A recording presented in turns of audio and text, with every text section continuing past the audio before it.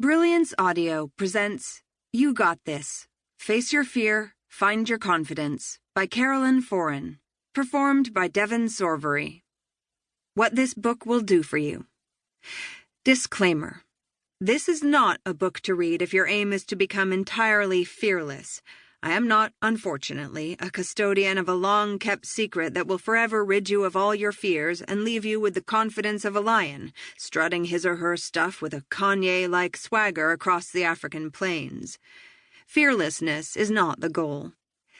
Expecting yourself to never feel fear is as futile as expecting yourself to go through life without experiencing stress. If that's your aim, I wish you luck, but I cannot help you. Instead, I will help you work with fear and learn to build confidence. We can employ specific strategies that help our fear work for us rather than against us. We can cut the bullshit. Another disclaimer. Opening a book titled You Got This, Face Your Fear, Find Your Confidence, you're likely to assume that the person who wrote it is bursting with self-confidence. The kind of person who jumps out of airplanes with the same ease that you order your morning latte, right? Wrong. But wait, don't close the cover just yet. In the interest of transparency, let it be known that the focus of this book is not on the immediate, right here, right now fear you'd feel if you were standing in front of an axe murderer.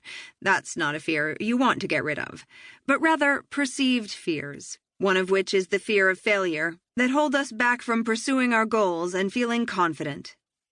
On the subject of transparency, I feel fear, more specifically the perceived fear of failure, greatly. My self-confidence has been known to pool around my ankles on many an occasion, which might, on a separate note, explain why I've been cursed with cankles all these years. But let's just ruminate for a moment.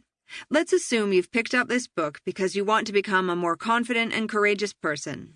You're fed up with the fear that holds you back.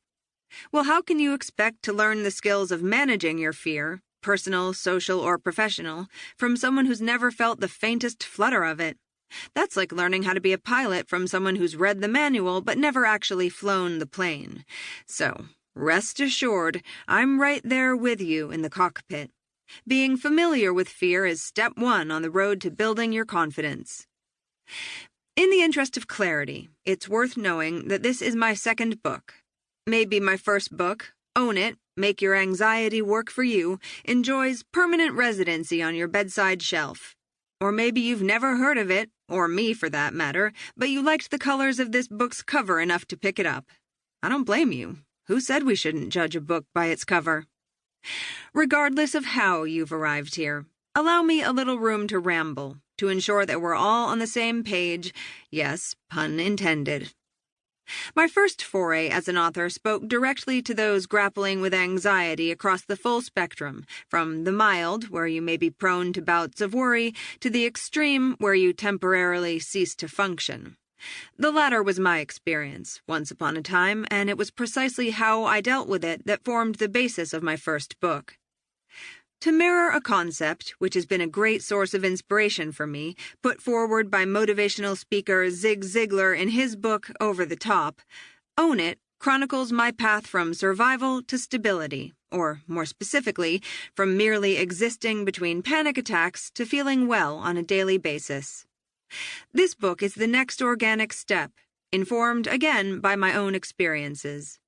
Having arrived at a point of stability, the safe ground of my comfort zone, I know that true success, which can come in many forms, lies beyond, on not-so-safe ground, and far outside my comfort zone.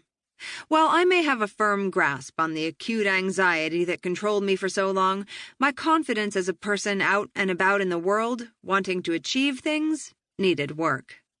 Evolving as I do, this book casts its net a little wider and reaches beyond anxiety sufferers.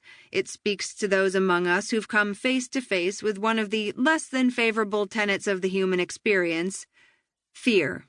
And unless you've removed your brain's amygdala, that's just about everybody.